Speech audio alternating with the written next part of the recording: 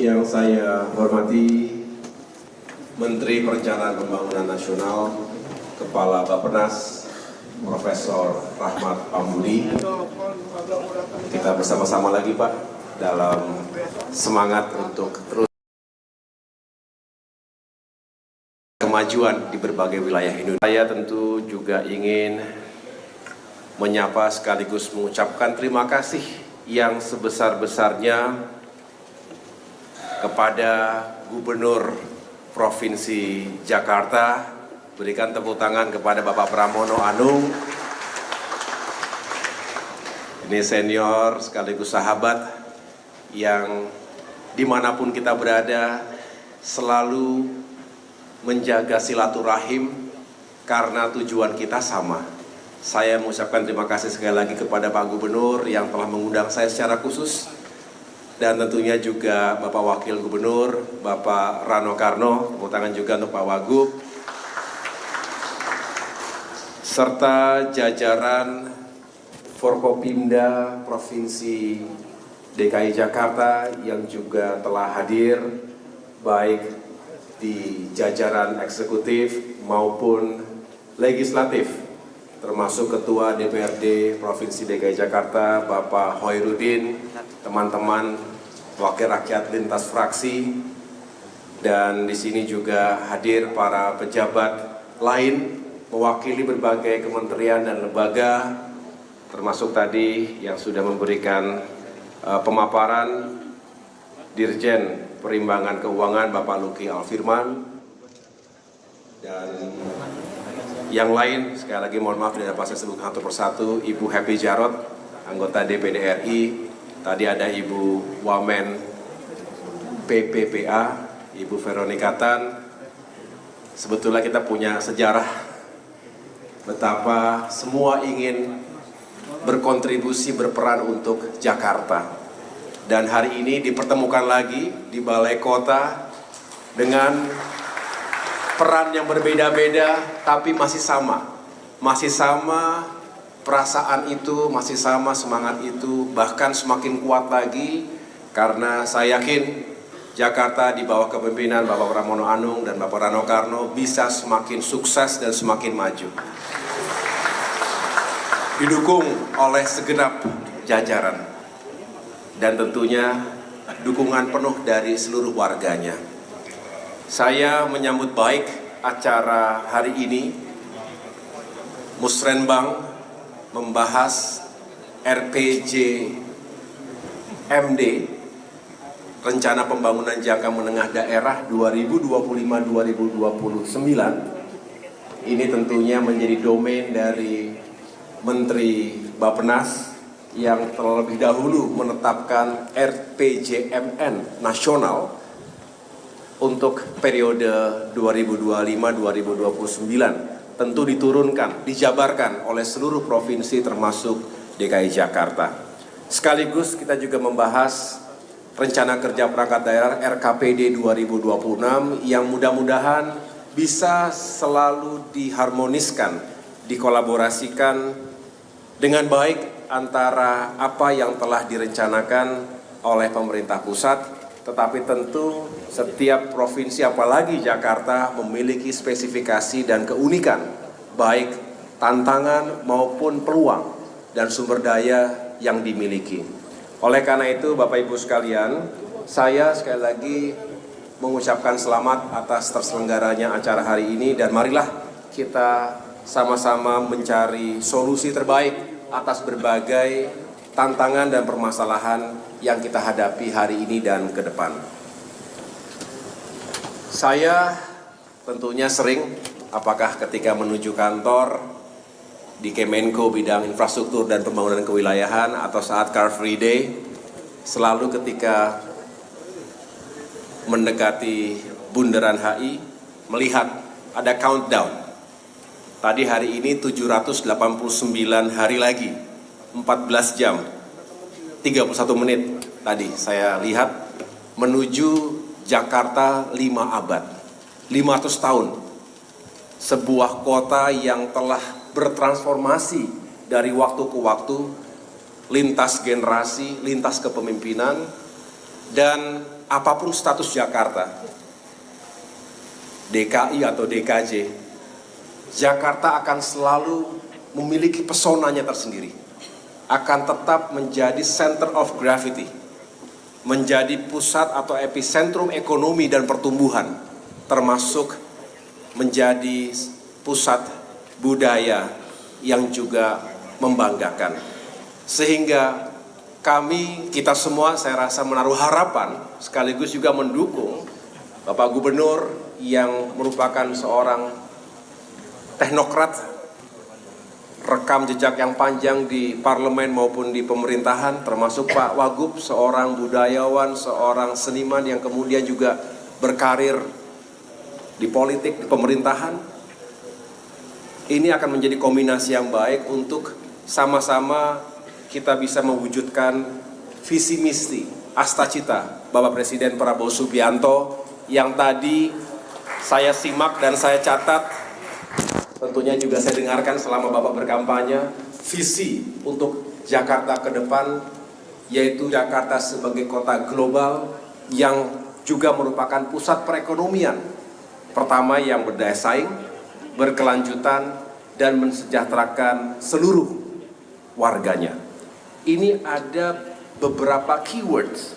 Daya saing, berarti competitiveness. Jakarta harus unggul, harus terdepan, harus inovatif, tidak boleh ketinggalan. Dan bukan benchmarknya bukan dalam negeri, tetapi kota-kota besar di dunia, kota-kota maju di dunia. Berkelanjutan, sustainable, karena kita dihadapkan pada krisis iklim dan perubahan lingkungan yang juga sering menghadirkan bencana, termasuk dampak-dampak ekologis yang harus diantisipasi. Tentu pembangunan Jakarta juga harus berorientasi pada resiliensi, keberlanjutan, ketahanan terhadap segala tantangan alam tadi.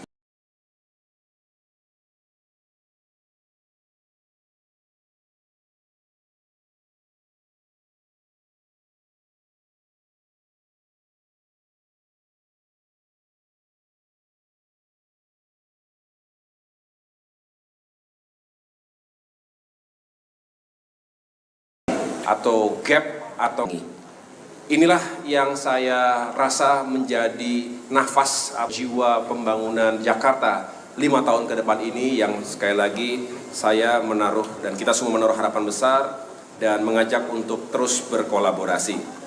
Bapak Ibu yang saya muliakan, saya tidak berpanjang lebar, saya hanya ingin menyampaikan 5 secara singkat apa yang menjadi agenda utama kolaborasi. Tentu saya hadir sebagai seorang yang saat ini mendapatkan amanah untuk mengorkestrasi, kalau saya boleh menggunakan kata orkestrasi, karena ada 5 kementerian teknis yang terkait dalam wilayah koordinasi kami. Ada Kementerian Agraria dan Tata Ruang. Kita tahu Jakarta ini harus diatur tata ruangnya, karena kalau tidak jutaan penduduk menghuni lokasi yang tidak bertambah, semakin kompleks, kebutuhannya saling berkompetisi satu sama lain. Oleh karena itu harus diatur tata ruang dan juga penggunaan lahannya, termasuk jika harus ada yang dikonversi. Yang kedua adalah Kementerian Pekerjaan Umum. Tentu kita berharap pembangunan terus berjalan, infrastruktur dasar sangat berarti bagi masyarakat. Yang ketiga, perumahan dan kawasan permukiman. Kita juga tahu ada masalah kualitas hunian di Jakarta.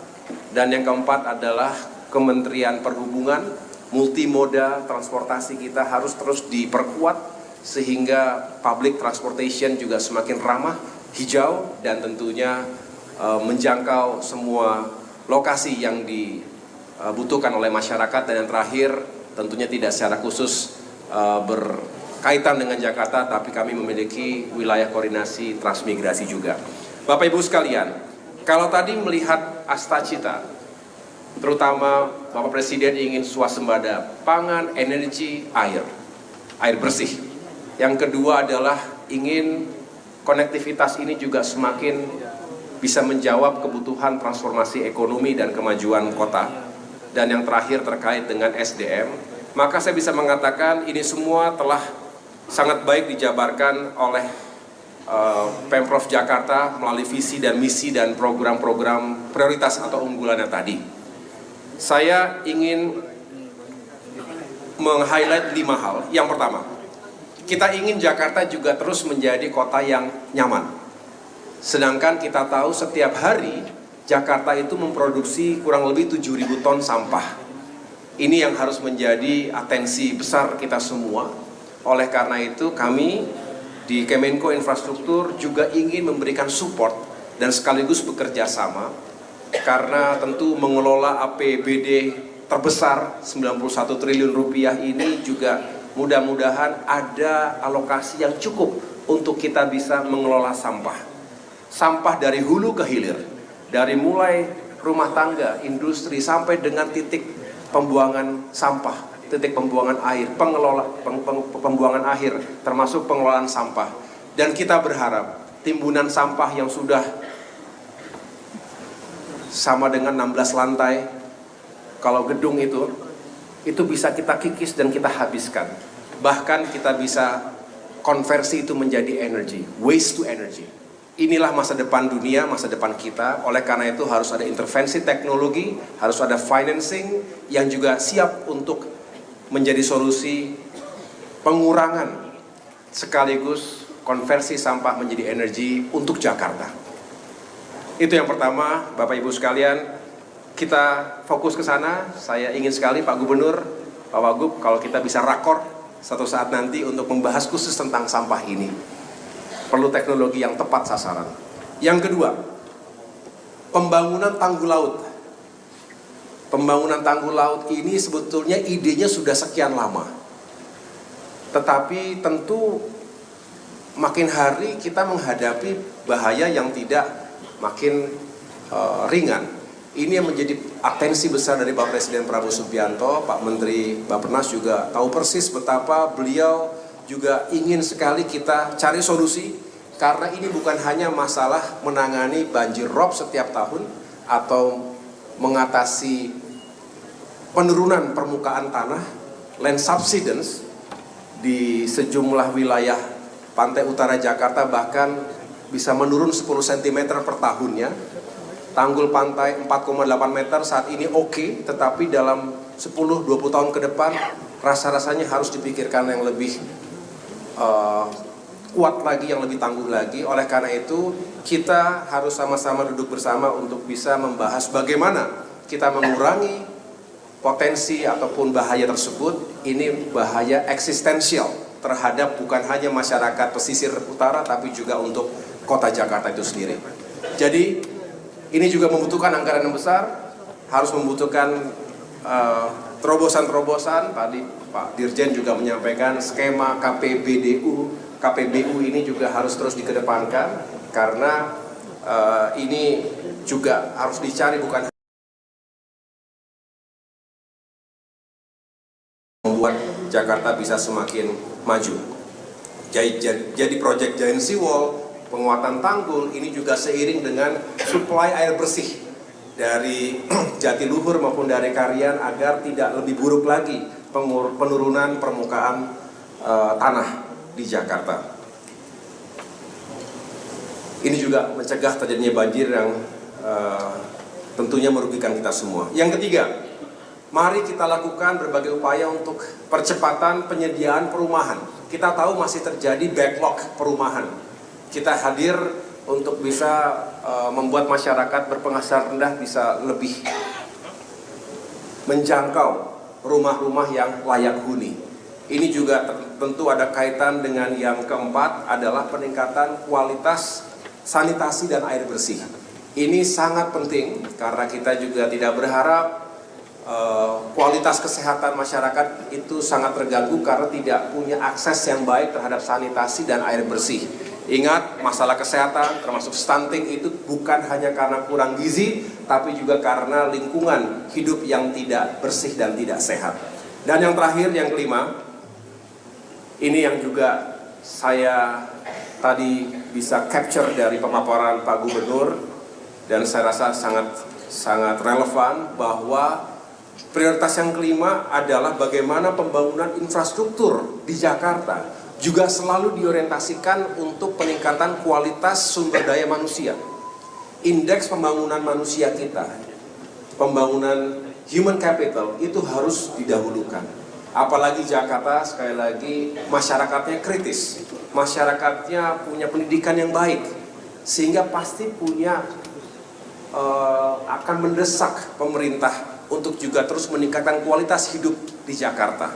Makin cerdas, makin aman, makin nyaman, inklusif, partisipatif, dan tentunya berkeadilan. Demokrasi hidup, tapi juga dengan good governance kita bisa meyakinkan tata kelolanya juga menghadirkan ketertiban dan keamanan bagi masyarakat.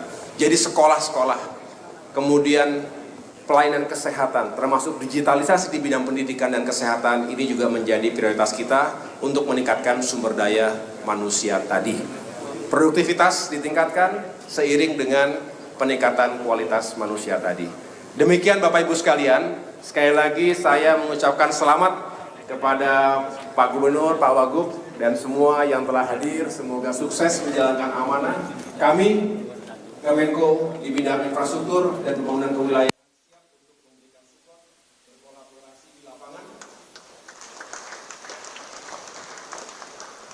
Dan izinkan saya menggunakan topi yang satu lagi, Pak Gubernur. Sebagai Ketua Umum Partai Demokrat, saya minta fraksi Partai Demokrat dukung agar sukses beliau berdua. Demikian yang dapat saya sampaikan. Jalan-jalan ke Tanah Abang, jangan lupa membeli baju. Selamat bertugas kepada Pak Gubernur, Pak Wagub, dan seluruh peserta Musrenbang. Semoga Jakarta semakin adil, makmur, dan maju. Terima kasih. Wassalamualaikum warahmatullahi wabarakatuh.